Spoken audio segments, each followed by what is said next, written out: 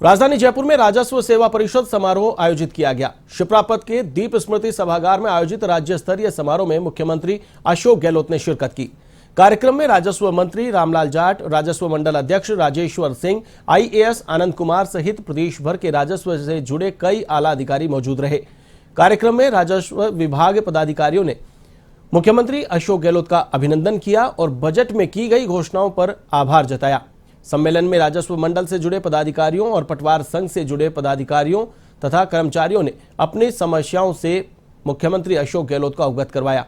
CM Gehlot ने तमाम राजस्व विभाग से जुड़े पदाधिकारियों को गुड गवर्नेंस सरकार बनाने पर बेहतर भूमिका निभाने और लगन के साथ कार्य करने की बात कही। सीएम गहलोत ने आईएएस, आईपीएस और आरएएस की भांति पटवारियों के साथ तहसीलदारों का समय पर प्रमोशन करने और नियुक्ति संबंधी तमाम मसलों को दूर करने की बात कही।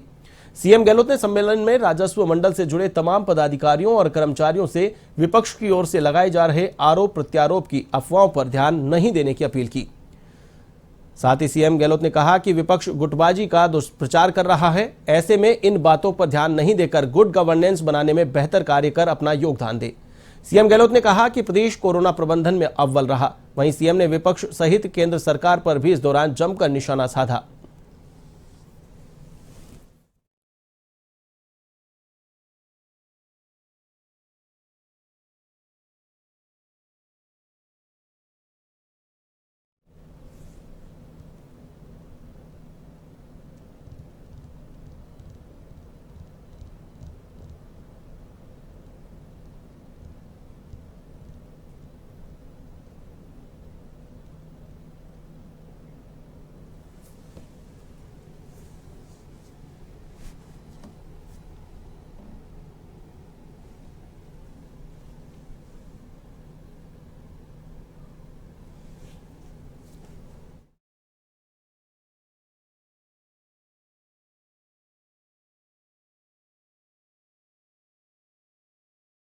गहलोत ने शिरकत की।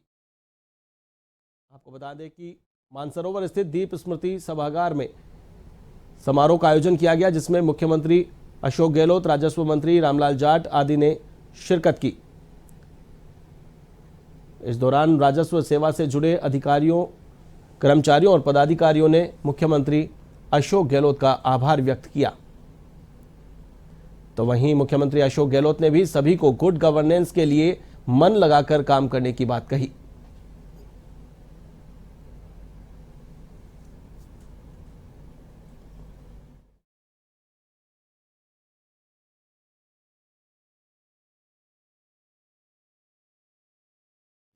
तो बगैर आप लोगों के सहयोग से संभव नहीं था। वो इस प्रबंधन की तारीफ पूरे देश के अंदर हुई थी, आज भी हो रही है।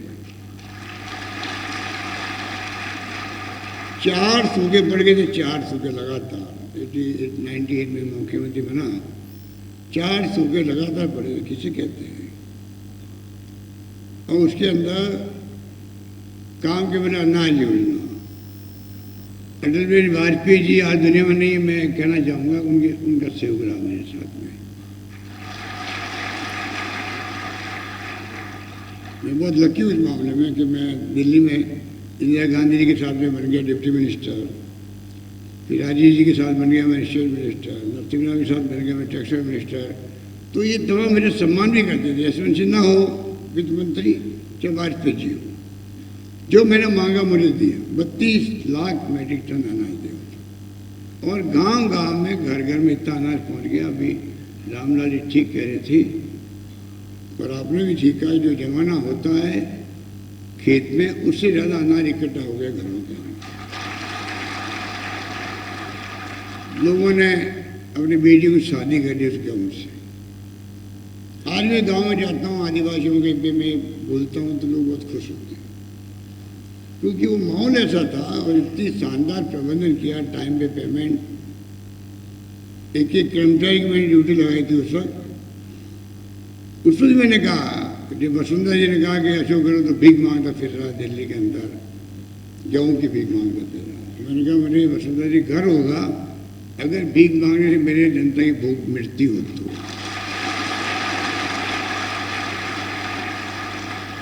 उन्होंने कहा लोग भूखे भूखे मरेंगे, भूख से मरेंगे। मैंने कहा ये जवान मत निकालो, मेरे मुख्यमंत्री रहते हुए एक आदमी भूखा नहीं सोने दूंगा मैं। और कहा नहीं, करके दिखाया। वो आप सबके सहयोग से। उस वक्त के जो लोग आपके सीनियर्स होंगे उनसे पूछिएगा, हर सरकारी कर्मचारी की ड्यूटी लगा दी, चाहे वो पटवारी, ग्राम से कोई भी हो जो रहता हो वहाँ पर, गांव में चाहे डीसी भी क्यों नहीं हो, कि गांव में कुछ संकोच से गेहूँ नहीं मांगे। गांव में बोरी रखवा दी गेहूँ की, कई लोग संकोच होता है मैं कैसे जाके गेहूँ मांगू। तो हमने कहा उस तक भी आप जानकारी प्राप्त करो और गेहूँ पहुँचा दो। कहने का मतलब बहुत बारीकी से हमने इंतजाम किया। इसलिए आज आप उसको याद कर रहे हो, उसमें शानदार प्रबंधन हुआ था। इसलिए मैं कहना चाहूँगा कि हम सब जो है, जो पब्लिक सर्वेंट हैं, उन सब की ड्यूटी है कि हम कैसे उस इंसान की सेवा करें जिसके लिए गांधी जी ने कहा था अंतिम व्यक्ति। जब कोई संदेह हो फैसला करने में, तभी अंतिम व्यक्ति को याद करो। मैं उम्मीद करता हूँ कि एक बात दिमाग में रखो, मैं कोई लंबी चौड़ी भाषण नहीं दूंगा, कि जो आपको OPS ओल्ड एज पेंशन की मांग किसी ने नहीं करी थी। आप तो मांग करने में माहिर हो।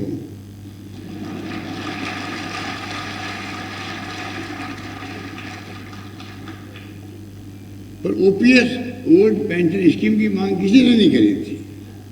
पता नहीं क्यों चूक गए। मेरे पास अभी घरों में कोई 10 दिन तक आए होंगे, 1 लाख 1.5 लाख लोग आए होंगे। अभी 50 पेंडिंग है। अब रामलाल जी ने जो आज सिस्टम बनाया, मैं समझता हूँ मुझे हर जिले में जाके इसी सिस्टम से बात करनी चाहिए। लाखों रुपए खर्च करके आते हैं, जयपुर तक आते हैं, कहाँ रहते हैं, कहाँ खाते हैं, कहाँ पीते हैं, तकलीफ होती है। और फिर वो आगे धन्यवाद देते हैं, 2-4 मिनट ही लगते हैं और पूरी सबसे बात होती भी नहीं है। तो ये सिस्टम आपने ठीक अडॉप्ट किया है, तो मुझे लगता है रामलाल को साथ लेना पड़ेगा। एवरी डिपार्टमेंट को नोडल एजेंसी बना देंगे इस काम के लिए। तो ये स्थिति जो रही, खूब लोग आ रहे हैं, धन्यवाद देने के आ रहे हैं, सब कुछ कर रहे हैं। 2-4 आपके नेताओं में बोल गए इनोसेंटली, बड़े दुखी होकर के, और ये साहब बहुत भारी गलती कर दी। मैं क्या हुआ कि हमने मांग क्यों नहीं की पहले आपसे। उन्होंने बोलता था हम जो नेतागिरी करते हैं, अरे कम से कम मांग करते जोरदार, फिर आप करते तो कम से कम हमारी नेतागिरी तो चलती। हम लोग राजनीति में काम करने वाले इतना तो स्वार्थ रखता ही है भाई कि हमारी जो राजनीति है वो कैसे मजबूत हो। तो कर्मचारी नेता बड़े इनोसेंट ही बोले थे, अरे साहब बहुत बड़ी गलती कर दी, ये तो मांग करनी चाहिए थी आपसे, फिर आप ऐसा करते हैं। तो कहने का मतलब है कि अगर मैं 2 शब्द में कहूँ, जो आपकी सब मांगे रखी आपने और जवाब दिया मंत्री जी ने, कई बातें ऐसी होती जो चाहते हुए नहीं कर पाते। 2013 के तो मैंने फैसले किए, 250 रुपये स्टेशनरी का फैसला भी था। नई गवर्नमेंट आई तो 250 रुपये की स्टेशनरी खत्म कर दी। पर मैंने हमेशा फैसले अच्छे किए, आपके इतने किए, कोशिश की है कि अच्छे फैसले गुड गवर्नेंस का पार्ट है। गुड गवर्नेंस तब होगी तब आप जो है सबके दिलो दिमाग के अंदर सब मिलके हम गुड गवर्नेंस की तरफ बढ़ेंगे। चाहे पटवारी हो, ग्राम सेवक हो, तहसीलदार हो, कोई हो, दिल में भाव आए भाई कि नहीं सब कुछ ठीक चल रहा है, इतना सरकार का प्रोटेक्शन हमारे ऊपर है, सभी तरह से पेट्रोनाइज भी है सरकार का है, सब कुछ ठीक है, तो मैं क्यों नहीं जनता की सेवा में लग जाऊँ। आपको 2-3 दिन पंचायतें बड़ा एरिया मिल जाता, पटवारियों को प्रॉब्लम रहती है, सब बातें आती रहती है। आप निश्चिंत रहो, अगर मैं एक शब्द में कहूँ, क्योंकि सरकार बार बार बदलती रहती है। अभी आपको मेरे पूर्व वक्तों में इशारा किए, सरकार वहाँ पर कैसे आए, यही किया ना। मैं आपको कहना चाहूँगा, जो ओपीएस दे सकता है वो आपको सब कुछ दे सकता है।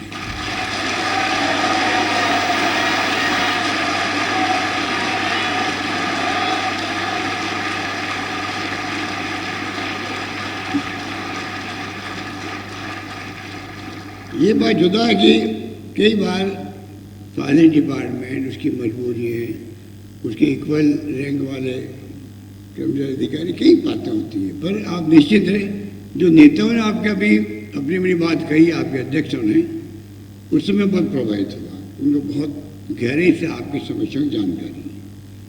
इतना मैं कह सकता हूँ कि रामलाल जी को मैं कहूँगा, वो भी और मैं भी, चेयरमैन साहब बैठे हैं, हमारे आनंद कुमार जी सेक्रेटरी बैठे हैं, सेक्रेटरी, हम सब उनके टच में रहेंगे, वो उनके टच में रहें। हम चाहेंगे कि हम सब मिलके आपकी समस्या जो है या आपकी मांगे जो है, हम चाहेंगे देश के अंदर राजस्थान सर्वश्रेष्ठ रहे, ये आप समझिए।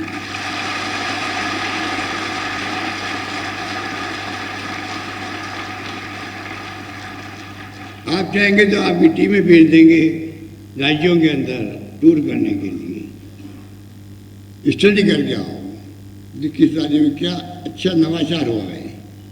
हम चाहेंगे, हम क्यों पीछे रहें।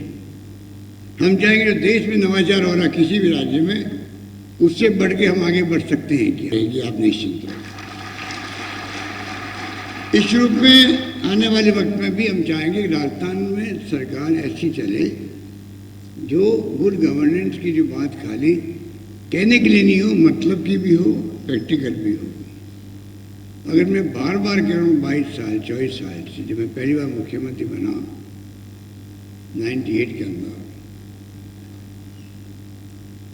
संवेदनशील, पारदर्शी, जवाबदेही, ये 3 शब्द ऐसे हैं ये सब बातें आ जाती हैं, सब बातें आ जाती हैं। संवेदनशीलता रखना मानव स्वभाव होना चाहिए किसी के भी प्रति, चाहे वो परिवार का हो, पड़ोसी हो, कोई भी व्यक्ति को आपने देखा हो, गरीब हो, तकलीफ में हो, इस संवेदनशीलता मानव का स्वभाव में आना चाहिए। जवाबदेही, अगर हम सरकार में हैं तो हमारी जवाबदेही भी होनी चाहिए, और ट्रांसपेरेंसी होना मान सम्मान के लिए आवश्यक है। जिंदगी में अगर हम ट्रांसपेरेंसी रखते हैं तो एक अलग ही सम्मान बनता है आम लोगों के अंदर भी। मैं समझता हूँ कि आप लोग उसमें संकल्प लेंगे कि हमें आने वाले वक्त में कैसे राजस्थान को, राजस्थान वासियों के लिए किस प्रकार से काम करना, किस प्रकार आगे बढ़ाना है। इसमें कोई दोहराई नहीं, घर पड़ी बाड़ी जाती सरकार हमारी रिपीट हो, तो माई बाप जनता होती है, वो फैसला करती है भाई कि सरकार किसको सौंपनी है। अभी रामलाल जी कह रहे भाई इतना कुछ किया तब भी आपने तो घर बैठा दिया, चलता है ये, उसमें कई फैक्टर काम कर जाते हैं, कई फैक्टर काम कर जाते हैं। और पॉलिटिशियन को माइंड भी नहीं करना चाहिए। लड़ाई हमारी कोई व्यक्तिगत है नहीं, ना बीजेपी से ना आरएसएस से, लड़ाई होती है विचारधारा की लड़ाई होती है। विचारधारा हमारी अपनी है, उनकी अपनी है, और जनता उनका फैसला करे भाई आपको किसको स्वीकार करना है। हम चाहते हैं कि संविधान जो है उसमें जो लिखा हुआ है लोकतंत्र, समाजवाद, धर्मनिरपेक्षता, कुछ तो सोच के लिखा हुआ है डॉक्टर अम्बेडकर ने और कॉन्स्टिट्यूशन असेंबली के अंदर। मेरे जैसा व्यक्ति एक ही बात कहेगा तो जो कह रहा है कि अगर एमएलए, एमपी, मंत्री, मुख्यमंत्री, प्रधानमंत्री शपथ लेते हैं हम लोग, राष्ट्रपति या राज्यपाल महोदय के साथ में बैठ कर उनके सामने साक्षी होकर लेते हैं, तो शपथ जो लेते, शपथ का मतलब अपन घरों में या समाज में शपथ लेते कई बार, कोई गंगा जल उठा के शपथ। तो जब मैं पहली बार मुख्यमंत्री बना 98 के अंदर, तब से मैंने सोनिया गांधी को, उन्होंने मुझे चांस दिया चीफ मिनिस्टर बनने का, पहली बार, दूसरी बार, जो भी था, तीसरी बार, तो मैंने उनको उस वक्त से अधिगत कर रखा है। मेरा इस्तीफा तो परमानेंट उनके पास में है। आप समझे? तो मेरा इतने मेरे परमानेंट उनके पास में है, तो आप सोच सकते हो कि बार बार ये आना नहीं चाहिए कि मुख्यमंत्री बदलना क्या हो रहा है। जब मुख्यमंत्री बदलना होगा तो कानो कान किसी को मालूम नहीं पड़ेगी।